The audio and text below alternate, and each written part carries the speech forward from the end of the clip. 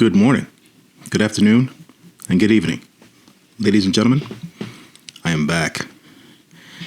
It is time for me to take a different approach with a movie I just watched and experienced here at home. Non-theater film. But I'm covering this film because it came out earlier in the month of December. December 2nd, to be exact. It was in theaters for a week. And then it went to streaming on Apple TV Plus. The film I'm talking about here is Emancipation, which stars Will Smith and is directed by Antoine Fuqua and written by Bill, let's say Collage, because this doesn't read Coolidge. The runtime here is at 2 hours and 12 minutes. I thought that I was going to have a certain bias with this movie due to the fact that I was eager to watch this film, and because I'm a fan of Will Smith. I know that's highly controversial for some, but whether or not people have forgiven his transgression from earlier in the year at the Oscars is neither here nor there for me. The reality of the situation is I didn't think that most people would give this movie a chance. And from the looks of it, they haven't. They've completely trashed this movie. Some folks have taken their sweet time to doll up their reviews by using overly sophisticated language and shooting down the film's quote-unquote over-stylized style.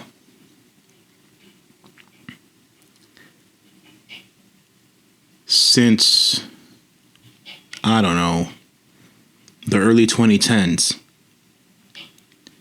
we've gotten a lot of movies that have to do with the subject matter of slavery from one perspective to another. So, in this iteration of a tale, based on a photo, not true events, a photo. The photo of Peter. And at that time, a man who had escaped the quote-unquote shackles of slavery and found himself on the other side of the red line. I'll call it that for happenstance. This photo of Peter was taken. It was taken of his back. We saw at least what was sent around the world and printed in newspapers was a photo of a black man who endured slavery with many, many scars of lashes, whippings, you name it. It was on his back. A photo that has transcended time. And in a nutshell, gave people a snapshot into the horrors of slavery. Now the film. The film is basically a story of a man, Will Smith's character Peter, being sold, escaping slavery, joining the Blue Line, and literally fighting for his freedom and wanted to get back to his family. I feel, from the way that I watched this movie in the comfort of my own home, I feel the movie did just that. Because it came from a place where the writer was basically inspired by any and all different forms of entertainment, writing, and whatever have you, in order to make this screenplay what it was. It showed you the horrors of how slaves were treated. It showed you the horrors of war in that time. It showed you the horrors of people in that time. For those that believe that this is fantasy, a word I read in a critic's review on RottenTomatoes.com, I'm going to go out on a limb here. And not many people listen to my podcast. I understand that. But I get to express myself on here. So I freely say, your description of fantasy is bullshit.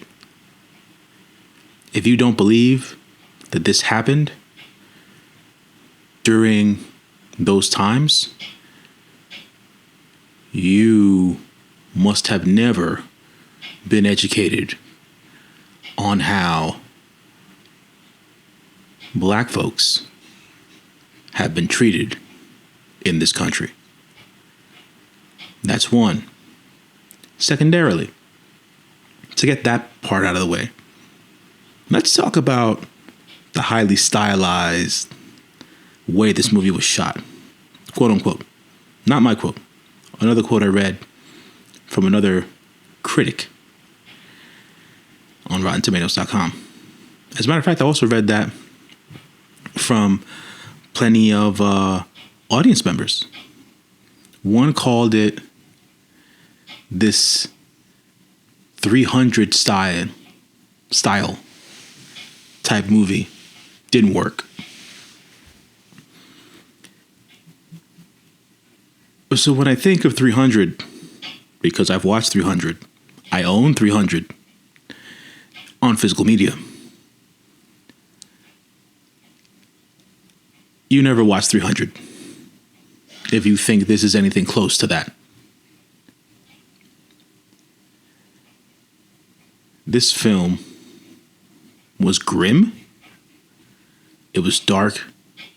A lot of the time, it felt like a suspense thriller due to the chase, because they were chasing Will Smith's character down from the town he escaped from. And for all intents and purposes, I feel like there was actual tension in the film. They created that through the chase and the horrors of humanity and people.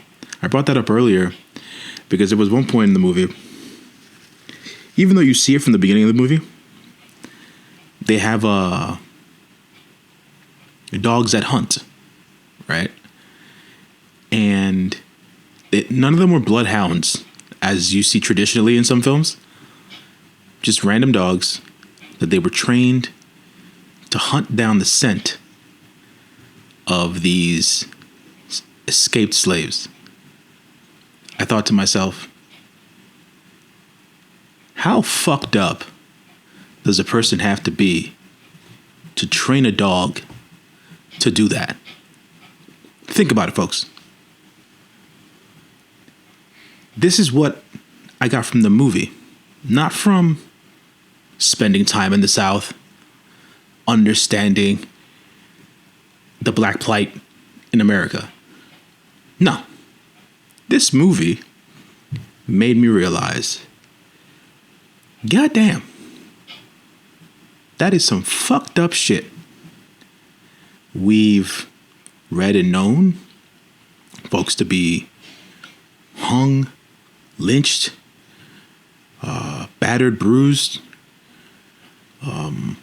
unjustly incarcerated, to be hunted down in such a manner. I don't put it past a person, a human being, to do that. And that movie, this movie, Emancipation, gave me that sense. It made me feel that. And I always say that when I get to feel something in a movie, either it be good or bad, I feel like the movie did its job, right? In delivering a certain message that it wanted to deliver. And it did deliver that message about how shitty human beings can be. There was also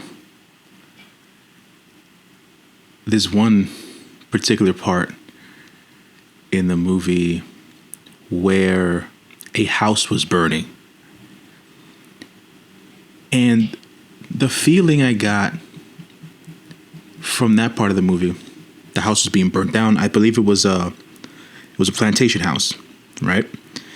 And people who lived in it, worked in it, they were slaughtered, black and white both. Livestock running away from the home. At one part, we see a scene where a horse is burning. When Will Smith's character, Peter, enters this home, this is the part of the movie when it went from suspense thriller to like straight up horror movie. And I understand why some folks say they don't know what this movie is supposed to be. Is it supposed to be a suspense thriller? Is it supposed to be a historical drama? Is it supposed to be a horror film? Is it supposed to be a historic look back at a certain time in America? I can't tell you. I'm not the director. I'm not the artist. I'm not the writer. But I can tell you as to what I thought. And me thinking, well, this went from suspense, thriller, horror, wartime film, Civil War time film, a love story, a man who just wanted to get back to his family. It was all that. And it was all interwoven into this narrative based on a photo. I want y'all to think about that. How someone came up with such a, I wouldn't say elaborate in the bad sense. Like they came up with something that filled 2 hours and 12 minutes worth of time, made it historically relevant to the time, and then just gave characterization to a man we know nothing about. There's no history on Peter outside of that photo. We don't know what happened to Peter after that photo. There is no trail of family members or anything of that sort. The writer of the film came up with the screenplay based on his inspiration of this now world-renowned photo from the 1860s.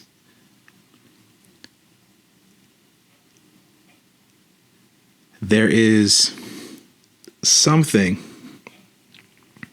that you can take away from someone who lives out of their imagination. People who create content, people who create movies, books, etc. The backdrop to my podcast says, live out of your imagination, not your history.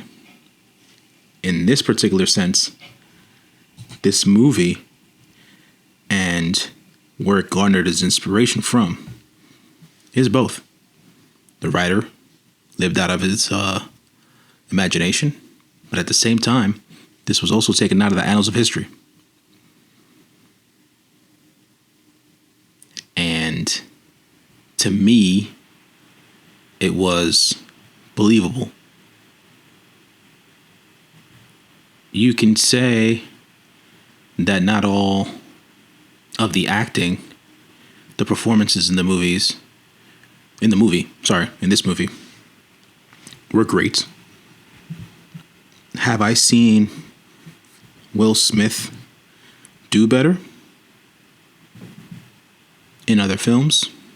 That's subjective. This was a very strong performance from Will Smith. I'll give him that. I feel like Ben Foster's character as Fassel, the man who was hunting Will Smith's character down, was tremendous. You couldn't help but dislike this man. But everyone else, they did their job. No one did bad or anything like that. I think that for the most part, the story was well told. First act, second act, third act, it peaked when it needed to peak. And by the end of it, the hero, the protagonist in this story, ended up accomplishing what he wanted to accomplish. He got back to his family. But yet, the reality of the situation is, we don't know if any of that is true. We have no idea if Peter had a family. We've got nothing. And we don't know where he died. I'm sure there hasn't been any bones found anywhere.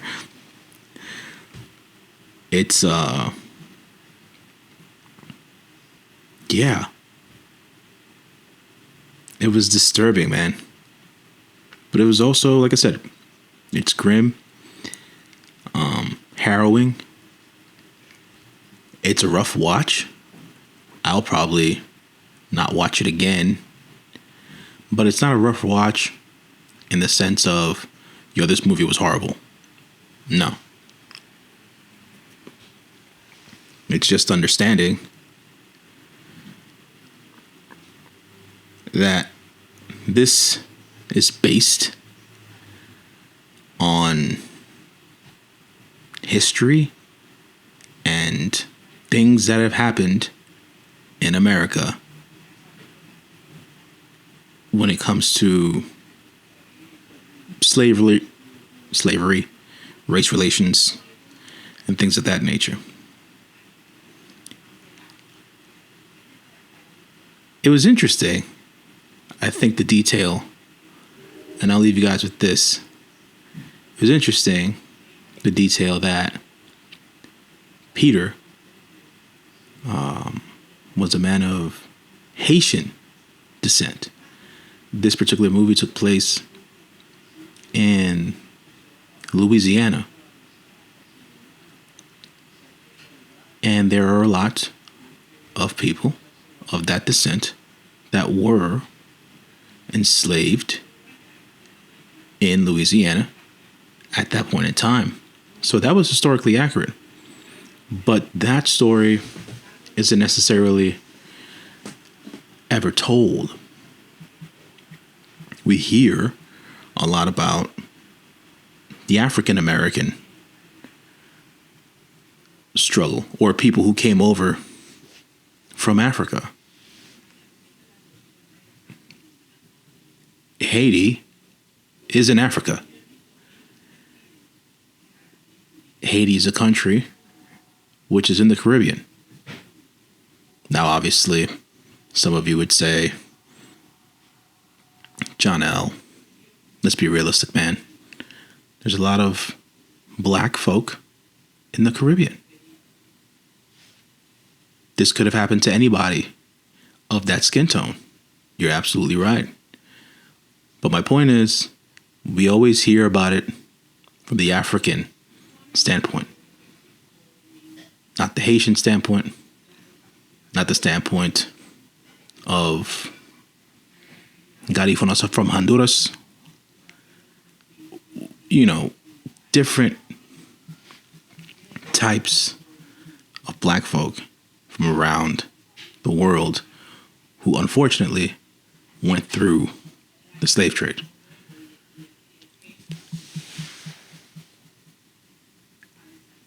I just thought it interesting, to be quite honest. Would I recommend this movie? I leave that up to you guys this time around. Like I said, I wouldn't watch this again, but I feel like the film is necessary. Because it told the story that I felt hadn't been told before. I don't get around to watching every single film that comes out. I only watch films that pique my interest. I didn't have any interest in Harriet. I didn't have any interest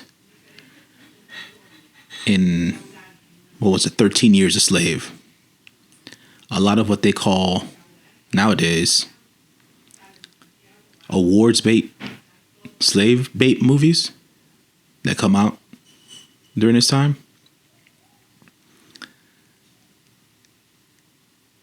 Not slave bait, but awards bait movies that are based on slavery. And like I said, it's been happening for like the last 10 to 12 years.